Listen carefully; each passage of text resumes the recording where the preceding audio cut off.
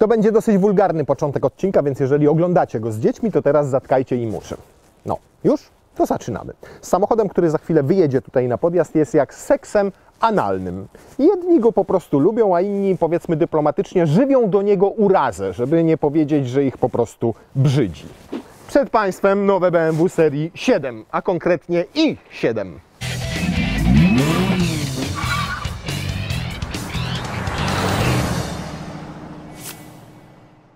Rzadko który nowy, współczesny samochód tak bardzo polaryzuje ludzi jak ten. Jedni uważają go za motoryzacyjnego Quasimodo, dla innych jest oryginalny, inny, odważny.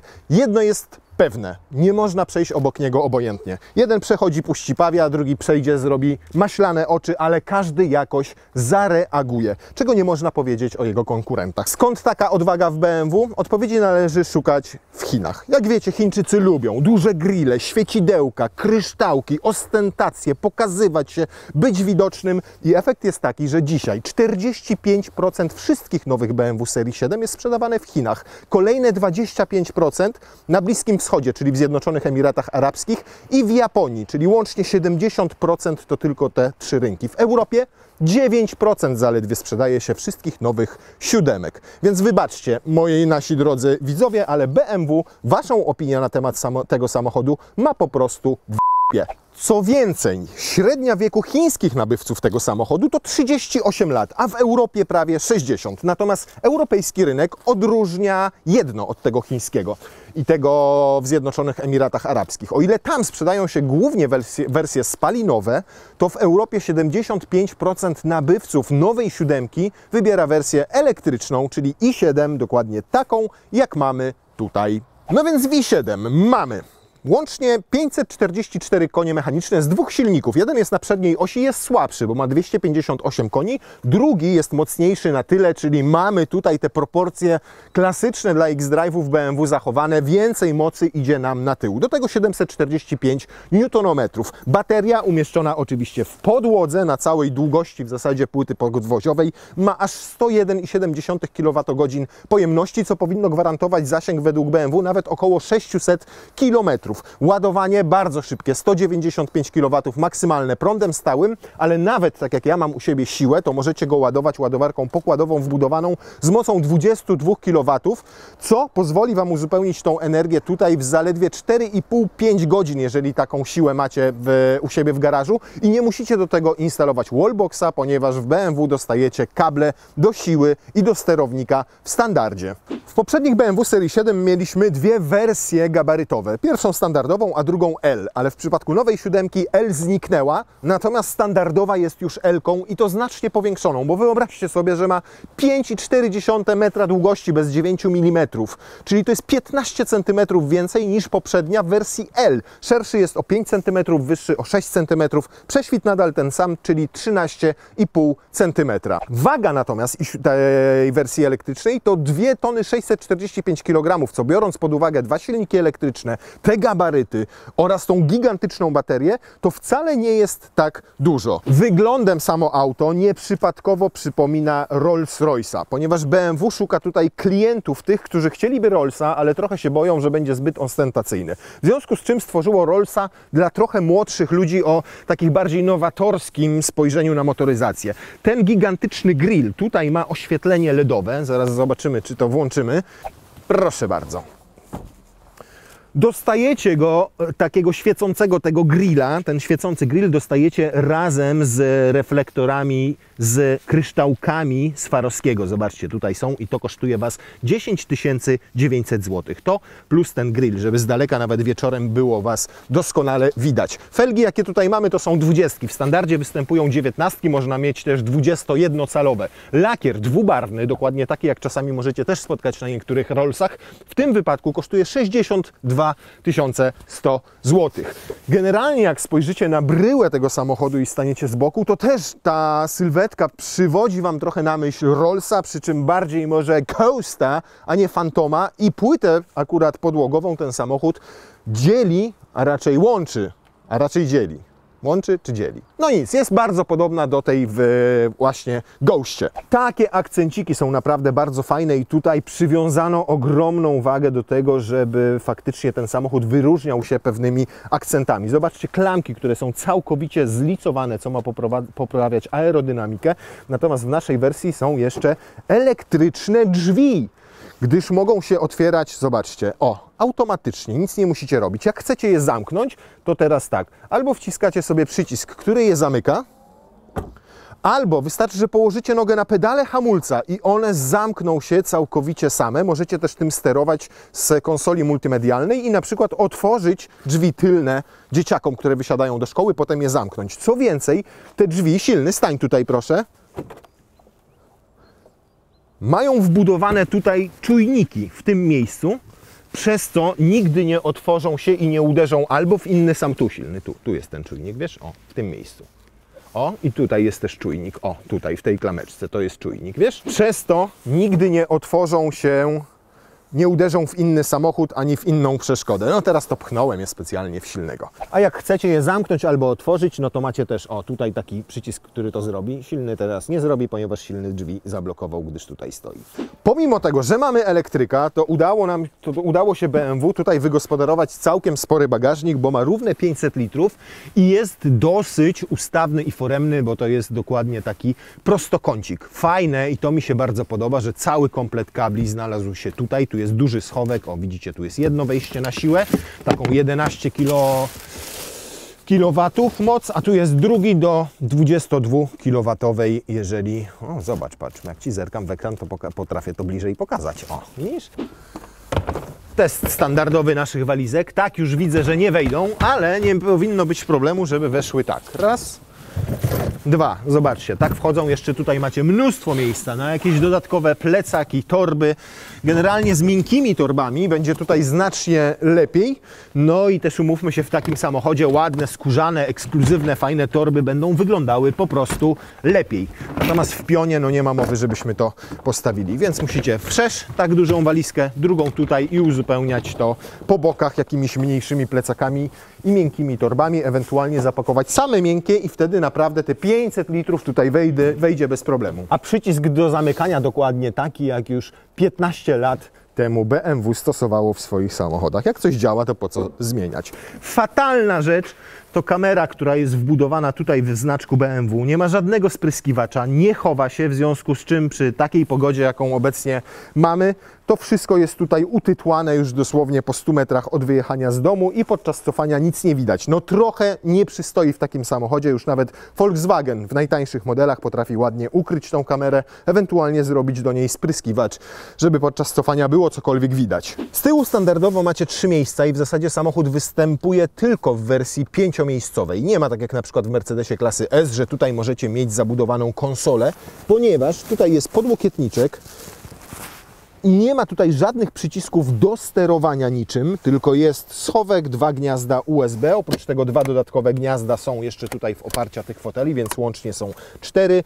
Dodatkowo płatna jest też ładowarka indukcyjna. Wysuwacie sobie i macie 2 cup holdery. Żadnych przycisków do sterowania fotelami, żadnych przycisków do włączania ogrzewania, ponieważ BMW wymyśliło do tego celu coś zupełnie nowego.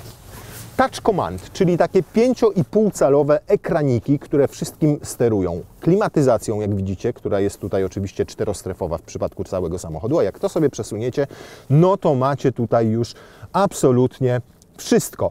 Możecie sobie sterować telefonią, wyświetlaczami, modami, światłem, roletami, fotelami. Wszystko kryje się tutaj w tym panelu. Są tak naprawdę 3 wersje tego tyłu tutaj. Pierwsza to jest pakiet Executive, w którym macie fotele komfortowe, które mają wentylację, które mają ogrzewanie i które oczywiście są elektrycznie sterowane, a do tego jeszcze mają funkcję masażu. I co sobie robicie tutaj? Oczywiście możecie sobie tak odrębnie sterować. Możecie sobie wcisnąć jeden przycisk, który sprawi, że ten fotel tutaj się pochyli do przodu. Chwilę to potrwa. To będzie jeden z najdłuższych w historii odcinków karoserii, ale naprawdę warto, bo w czasach, kiedy motoryzacja nie jest Was w stanie niczym specjalnym zaskoczyć, to w tym aucie zaskoczeń jest naprawdę mnóstwo. Zobaczcie, jak pochylił się ten przedni fotel, pomimo że ma zintegrowany zagłówek w pewien sposób. Zobaczcie, jak daleko się odsuwa. Ja już sobie mogę wyprostować nogi. Tu się, zobaczcie, wynurza nam podnóżek. Szkoda, że to nie jedzie jednocześnie. To znaczy najpierw się odsuwa fotel, potem dopiero podnóżek. O, już się odsunął. Jeszcze się pochyla, jeszcze. O, tutaj mam, taką deseczkę. A ona się co jeszcze odchyla? Nie, nie odchyla się, czyli po prostu kładę sobie nogi tak. Jeszcze jadę do przodu. Jeszcze się pochylam. No, powiem Wam, że wygodna pozycja, bo teraz podniosło mi się to wyżej i nawet podpiera mi w tym miejscu łydki, więc jest naprawdę wygodnie i zobaczcie, mam ja, 2-metrowy prawie chłop, całkowicie wysunięte te nogi. No aż tak wygodnie to nie było chyba w żadnej limuzynie tej klasy, którą do tej pory testowaliśmy, a oblecieliśmy wszystkie dostępne na rynku, oprócz BMW serii 7, ale po prostu postanowiliśmy czekać na nową. Ale teraz włączamy sobie masażyk, oczywiście, masaż w dół, masaż całego ciała. Tych masaży jest tutaj z 8. O, już nas przyjemnie masuje. I co teraz robimy? Teraz, moi drodzy, zamieniamy sobie tył naszego BMW w salę kinową. Zobaczcie. Najpierw tutaj roletka, która nam się zasuwa z tyłu i to jest wielkie iWive w przypadku tego samochodu. Ten ekran ma ponad 33 cale i rozdzielczość 8K. Nie tylko wyświetlać może Wam filmy, jeżeli podłączycie się do internetu, bo tak, oczywiście, bo macie i Netflixa, YouTube'a, Disneya, App Store, wszystko możecie instalować sobie aplikację Prime Video, tylko wystarczy się podłączyć do internetu, ale oprócz tego tak, możecie nim sobie sterować, proszę bardzo, pochylać na przykład bardziej, możecie przysunąć go bardziej do siebie. Tutaj ma kamerę, w związku z czym możecie prowadzić sobie na przykład na Teamsach wideokonferencję i z kimś rozmawiać. Możecie zamienić sobie go w salę kinową i wówczas podnoszą się jeszcze boczne rolety. Tutaj są takie, widzicie, paski w dachu, które zaczynają świecić, bo to są nitki LEDowe zatopione tutaj w tym szkle, więc jedziecie i po prostu się cieszycie tym, co tutaj macie. Coś nieprawdopodobnego. Naprawdę wydawało mi się, że już niczego nie jesteśmy w stanie w tych nowoczesnych samochodach wymyślić, ale jak widać BMW się udało. Mało tego, jak jedziecie na przykład sami, to zobaczcie, powiększacie sobie ekran i możecie oglądać na całym ekranie, ale jako, że nie jest to wygodna pozycja, żeby tak patrzeć na ten ekran w ten sposób, to możecie go sobie zmniejszyć i przesunąć na przykład na swoją stronę, żebyście taki bardziej naturalny widok na niego mieli. A jak chce obejrzeć go pasażer, to sobie go przesuwa na lewą stronę. Może też być na środku, jeżeli oboje oglądacie i jedziecie we dwójkę z tyłu i wtedy jeszcze można go sobie poszerzyć w ten sposób. Więc możliwości konfiguracji tutaj jest mnóstwo. Oczywiście można też sobie zmniejszać jego jasność, jeżeli za oknem jest ciemno, można sobie zwiększać. Ekran jest, słuchajcie, do tego stopnia jasny i do tego stopnia rzuca się uczestnikom ruchu drogowego, którzy jadą za Wami, że nie wiedzą, co się dzieje, więc BMW musiało zrobić bardzo szczelną tylną roletę, przez którą absolutnie nic nie widać w lusterku wstecznym, ale jednocześnie też ludzie jadący za Wami nie widzą tego, co jest na ekranie, jakbyście na przykład chcieli ten seks analny. Roletkami bocznymi też sterujecie z tej perspektywy i oprócz tego, że tutaj taka ładna roletka się zasuwa z boku, to nawet w tym małym trójkąciku tutaj jest dodatkowa, także elektryczna roletka. No i jak wysiadacie, to oczywiście też tutaj wcale nie musicie się siłować z żadną klamką, chociaż tutaj jest taka mechaniczna, gdyby coś się zacięło, wysiadł akumulator, albo trzeba by było to otworzyć. Natomiast po prostu robicie to jednym przyciskiem. Cyk i drzwi same się otwierają. I od razu, żeby ułatwić mi wysiadanie, no to składa się ten fotel, a ten z przodu zacznie się teraz odsuwać do tyłu. Wow! Wyświetlacz, złóż. Cyk, jeden ruch i wjeżdża do góry. Tu głośniczek, tu głośniczek, tu głośniczek. Głośniczki są z tyłu, głośniczki są tutaj wszędzie. Łącznie jest ich aż 35. A to nie tylko takie, które widać, ale są też ukryte tak zwane shakery, czyli niskotonowe głośniki w fotelach dla dźwięku 4D.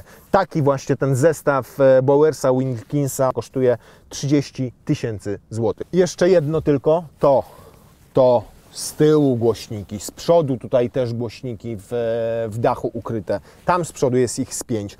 Łącznie jest ich tutaj 35, bo to jest system Bowersa Wilkinsona. No tego, wiesz, maszynek do golenia, wiecie. Jest ich tutaj łącznie, tych wszystkich głośników, 35. 8 jest ukrytych w samych zagłówkach, ale oprócz tego są wbudowane w fotele tak zwane shakery, czyli niskotonowe głośniki, które powodują, że odczuwacie niskie dźwięki, czyli basy całym ciałem w zasadzie. Ten system kosztuje dodatkowo 30 000 złotych, ale wrażenia odsłuchowe są po prostu obłędne.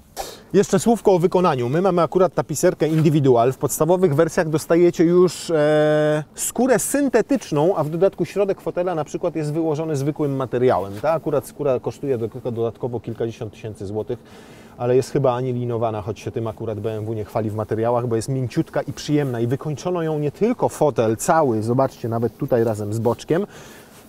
O, tutaj, w tym miejscu. Nie ma tutaj sterowania, ponieważ sterowanie przeniesiono tu, w to miejsce, jest takie kryształowe, ale tak, tutaj mamy skórkę, tu mamy skórkę, tu mamy skórkę, nawet tutaj mamy skórkę, o, choć tutaj coś nie pykło i skórka się naderwała, ale to chyba jest mechaniczne uszkodzenie. I tutaj mamy skórkę i tutaj nawet mamy też coś skóropodobnego, na pewno, bo jest miękkie i przyjemne i ten środek też jest wykończony czymś skóropodobnym, w zasadzie tylko tutaj jest plastik. Bardzo ładnie wyglądają te kryształy. To nie jest takie nowobogackie, to wszystko jeszcze dodatkowo świeci w nocy, cała ta listewka, tam z tyłu jest ukryta listwa LED, więc to wszystko świeci ładnie. Ma taką fakturę nie gładką, tylko dokładnie jak kryształ oszlifowany. Wygląda to pięknie na żywo, naprawdę.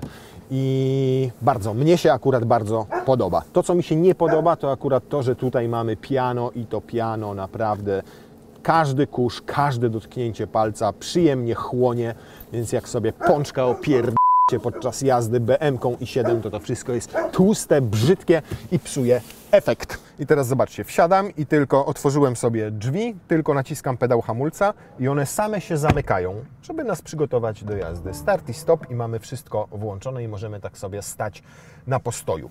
Tego drewienka tutaj, zobaczcie, ono jest porządne. Pamiętacie, jak w S-klasie w to postukaliśmy, nowej i to też takiej za ponad bańkę? No to sobie obejrzyjcie ten materiał.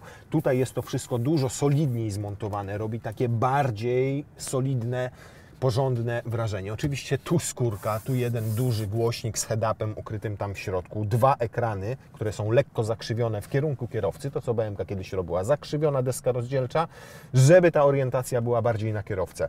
Znowu ten długi tutaj sięgnący się przez całą szerokość kryształ i jednocześnie pasek LEDowy. Spróbuję Wam teraz pokazać, czy to będzie świeciło nam. Teraz zmienił kolor, o zobaczcie, na taki czerwony, widzicie? Tu i tu z boku, teraz jedzie niebieski, więc to jest tak, jak włączycie na przykład światła awaryjne, to zobaczcie, będzie Wam to na czerwono migało, żebyście czasem nie zapomnieli ich wyłączyć. No naprawdę tutaj się dzieje, ale w nocy wygląda to bardzo estetycznie. Nie ma tutaj znowu, tak jak w Mercedesie, wszędzie tych różnych światełek i tak dalej. W zasadzie one świecą tylko tutaj, dają ładną poświatę. Ja to lubię, akurat to mi się tutaj w przypadku tego samochodu podoba. Nawet już, słuchajcie, sterowanie nawiewem. Widzicie, jak on jest ukryty? On jest tutaj, to jest taka szczelinka, a steruje się tym przy pomocy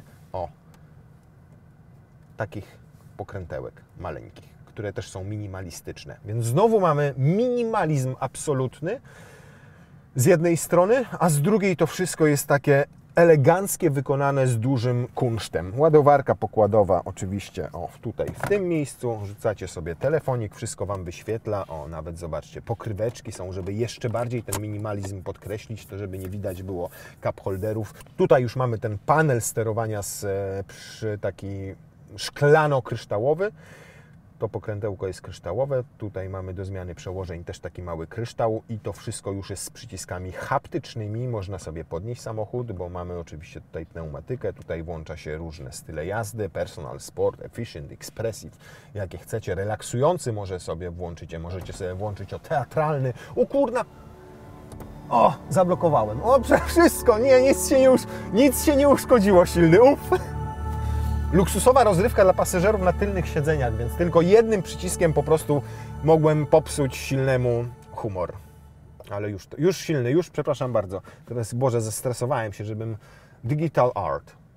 Quantum Garden. Digital Piece of Art from Artist Cao Fei. I co, tu będzie grało nam coś? Nie, włączył tylko znowu pełno świateł różnych. Zobaczcie, co tutaj się zaczęło dziać. Tu na tym ekranie, tutaj światełek.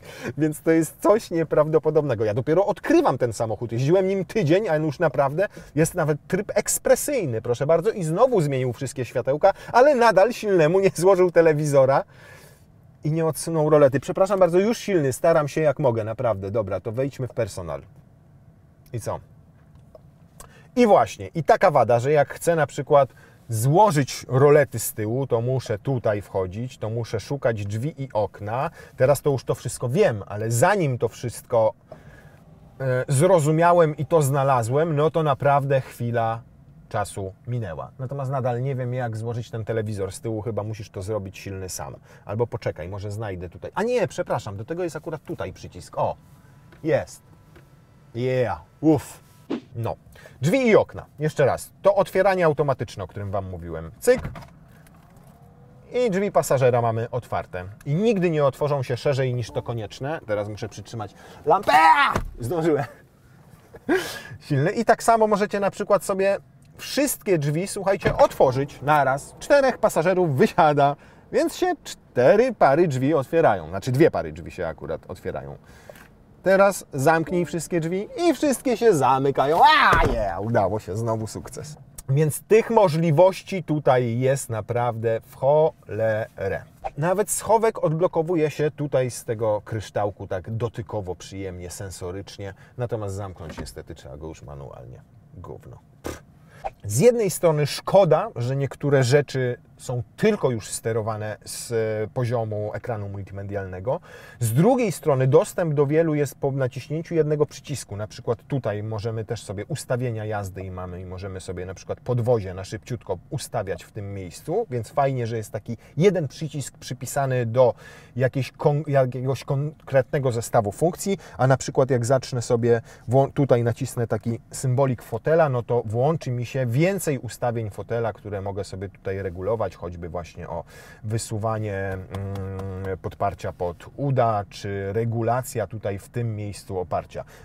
Zwracam Wam też uwagę, zobaczcie, jak ładnie tutaj są zaprojektowane zagłówki. Z tej pozycji też je można podnosić i opuszczać, że niby są zintegrowane, ale ten zagłóweczek, który ma tutaj to drewienko, tu ten pałąk, który go trzyma i jeszcze pracuje góra-dół, no naprawdę super to wygląda. I bardzo mnie się podoba. I tutaj znowu macie, na przykład masażyk i sobie włączacie funkcję masażu fotela. Więc jeden przycisk taki do konkretnych funkcji przypisany i potem musicie tym sterować z ekranów. Zaletą tego jest to, że mamy ten ładny minimalizm, który akurat ja lubię i który mnie się akurat podobuje. Tylko przypominam, 544 konie mechaniczne i 745 Nm. No i oczywiście zależnie będzie jechała tak dynamicznie, jaki tryb sobie ustawicie. Ale co ciekawe, nie ma tutaj łopatek do na przykład sterowania rekuperacją, tylko ma jedną łopatkę z napisem Boost. I jak jedziecie sobie w trybie takim zwykłym, komfortowym jak teraz, to ona naprawdę jest bardzo łagodna i bardzo spokojna. Natomiast w momencie, kiedy sobie, pojedziecie ciach, tak? Natomiast w momencie, kiedy sobie naciśniecie tą łopatkę Boost, to ja teraz trzymam tak samo pedał gazu tylko. I po prostu dzieją się rzeczy obłędne. Po prostu obłędne, słuchajcie. To jak ona przenosi ten napęd na te 4 koła. Jeździłem nią przez 5 dni, również w śniegu, również kiedy po pół osie było tego śniegu, było nic nie odśnieżone i nieprawdopodobna jest skuteczność tego napędu X-Drive, czyli elektryk na przodzie i elektryk na tyle. W standardzie z i7 dostajecie pneumatyczne zawieszenie i tylną oś skrętną. Ona skręca tylko o 3,5 stopnia, więc to jest dosyć niewiele. Natomiast i tak skraca to o niemal metr średnicę zawracania. Ona nadal jest ogromna, ponieważ samochód ma 5,4 metra, natomiast skrócenie o metr jednak to poprawia. No i przy większych prędkościach też auto trochę inaczej zachowuje się w zakrętach. W naszej wersji mamy jeszcze tak zwany układ Drive Pro, czyli to jest pneumatyka, która dodatkowo przy każdym kole ma siłownik, który dba o to, żeby samochód się nie przechylał. Minimalizuje przechyły, ale nie tylko takie przechyły, wiecie, na zakrętach, tylko on jak czuje, że gdzieś jest tutaj na tych płytach jedno koło wpada w dołek, to drugie automatycznie szybko albo obniża, albo unosi, żeby auto wręcz frunęło. I wrażenia są takie, że ja pierdolę. Inaczej nie jestem w stanie tego określić. To jest auto z absolutnie najlepszym zawieszeniem, jakim do tej pory jeździliśmy, nie? To jest, słuchajcie, naprawdę różnica w tych płytach, dziury, łączenia. Tutaj jakbyśmy postawili szklankę z wodą, to nawet kropla by się nie uroniła. Drive Pro, 18 700 zł dodatkowo do tej pneumatyki i naprawdę warto.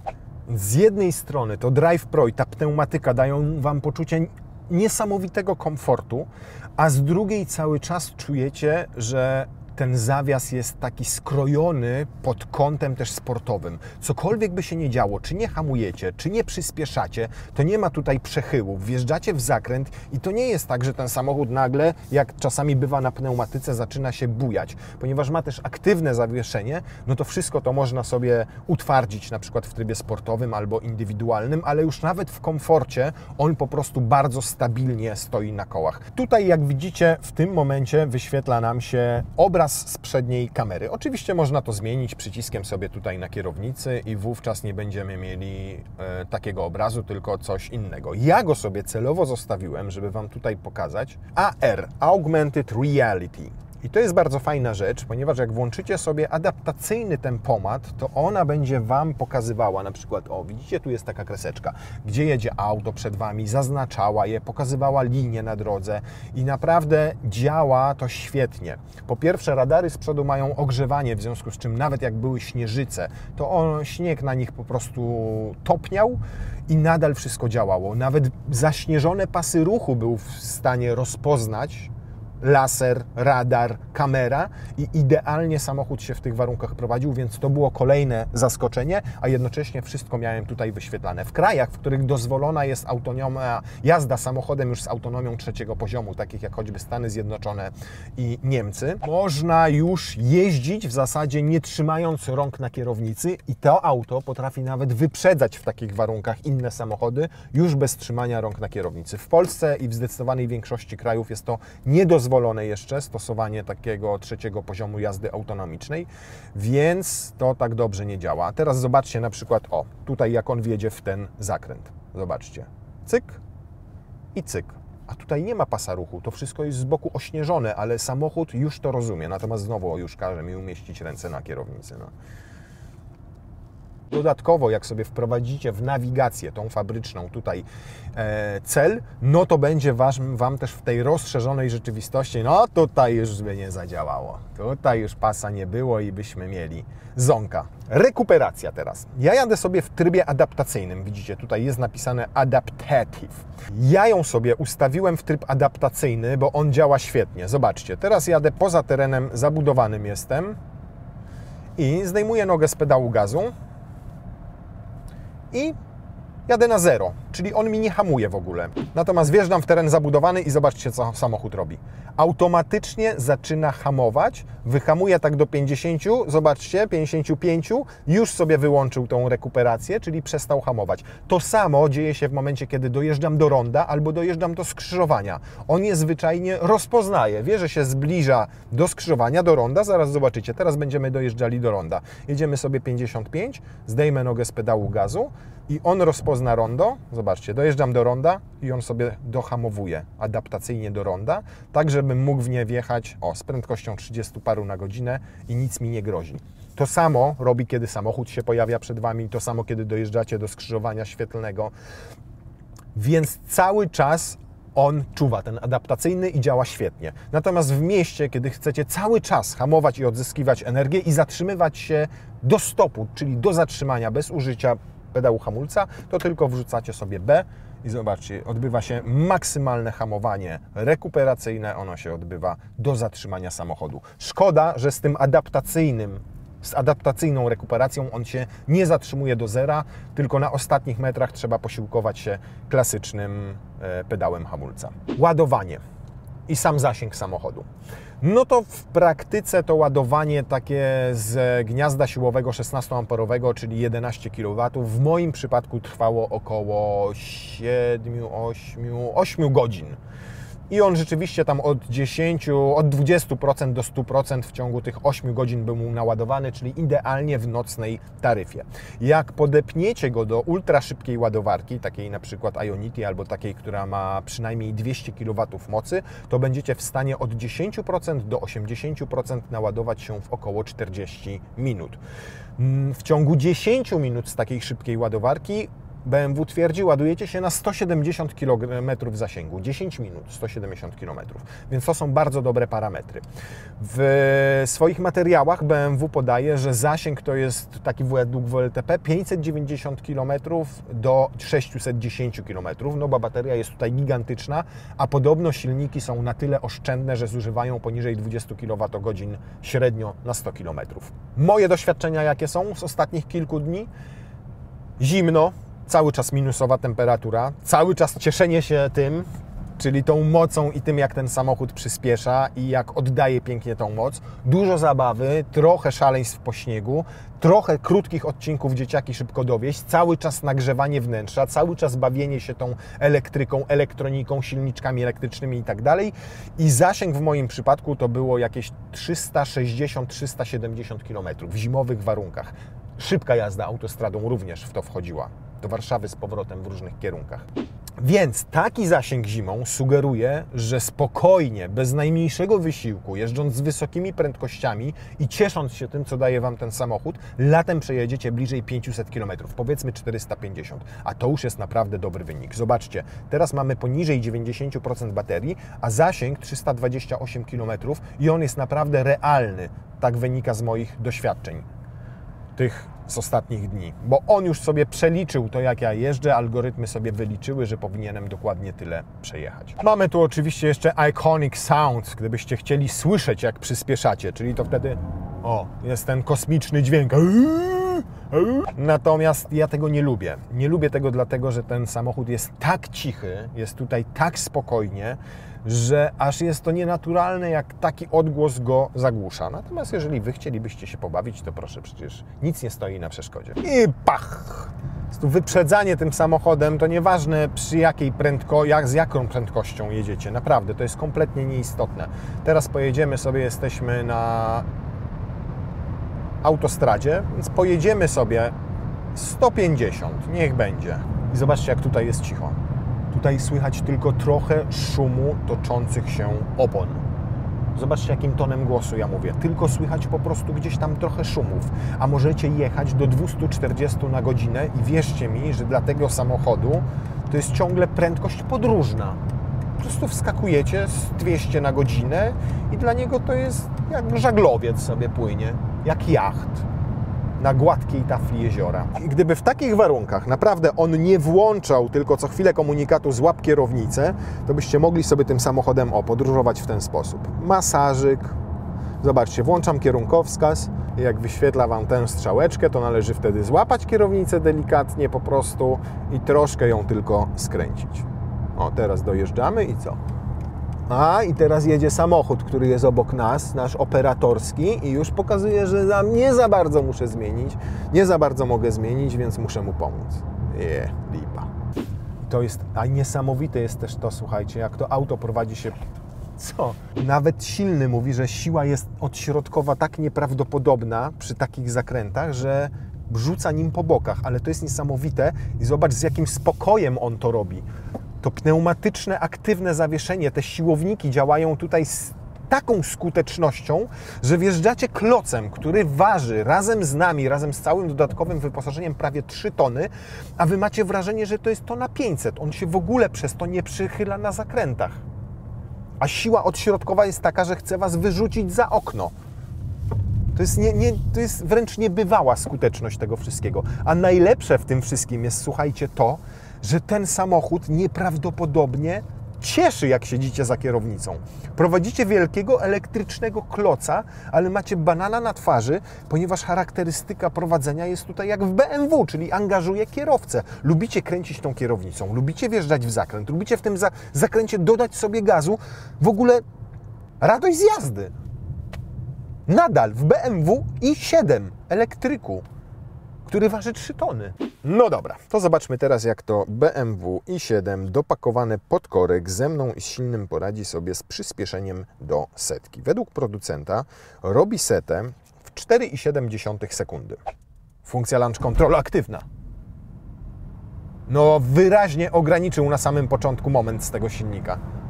To definitywnie czuć było po to, żeby te koła nie zamieliły, tylko on go sobie przez te pierwsze parę metrów rozwijał płynniej, ale efekt i tak jest spektakularny. 4,68, więc zrobiliśmy po prostu czas fabryczny, a nawet 200 urwaliśmy. O, i teraz taka przy 40-50 pojawia się ta absolutnie pełna moc.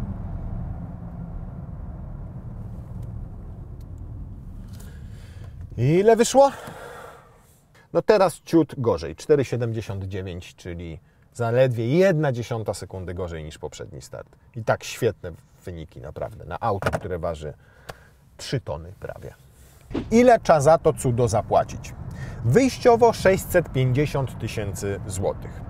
Jeżeli nie chcecie elektryka i wystarczy Wam diesel, to jest nadal w ofercie 740D o mocy 300 koni. Jest wolniejszy do setki o równą sekundę, a w zasadzie sekundę 1/10, bo chyba 5,8 do setki robi. Ma 300 koni mechanicznych, ale kosztuje 125 000 złotych mniej. Ewentualnie, jeżeli zależy Wam na tym, żebyście jednak mieli ten większy zasięg, a nie tylko się ładowali, no to możecie mieć PHEV'a, czyli wersję 750E. Wówczas macie samochód o porównywalnych osiągach, bo on robi 4,8 sekundy do setki, czyli taki jak ten zrobił za drugim razem. Kosztuje nadal o 30 000 złotych mniej, natomiast umówmy się, przy cenach rzędu 600-700 000 złotych, to 30 000 złotych to jest tyle co nic.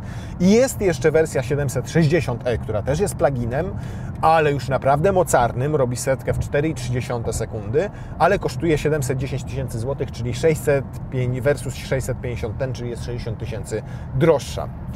W naszym przypadku mamy samochód naprawdę, użyjmy tego słowa, d***bany. Ma absolutnie wszystko. Ekrany z tyłu, te executive lounge fotele i ekran, i kryształy, i lepsze skóry, i z przodu świecącego grilla. Niewiele więcej da się tu dopakować i kosztuje bańkę. I powiem Wam szczerze tak, ten samochód wart jest każdego grosza z tego 1 000 000 złotych. Jeździliśmy różnymi autami za 1 000 000 złotych, w każdych znajdywaliśmy przeróżne mankamenty. Tutaj mamy samochód, który... W zasadzie mamy 2 auta, które są zaprzeczeniem każde siebie. Z jednej strony elektryka, ciężkiego, ultrakomfortowego, doskonale wyposażonego, z naprawdę bajerami, które zaskakują nawet jak na współczesne rozwiązania, a jednocześnie mamy BMW, które angażuje kierowcę, BMW, którym chce się jeździć, BMW, w którym nie chce siedzieć się z tyłu na fotelu tym skrajnym i sobie oglądać pornoli, nomen omen, tutaj z tego wielkiego ekranu, tylko chce się siedzieć za kierownicą i się nim cieszyć. Bierzecie łopateczkę Boost i przez 10 sekund możecie robić po prostu cuda, on się tak zrywa. I powiem Wam jeszcze jedno.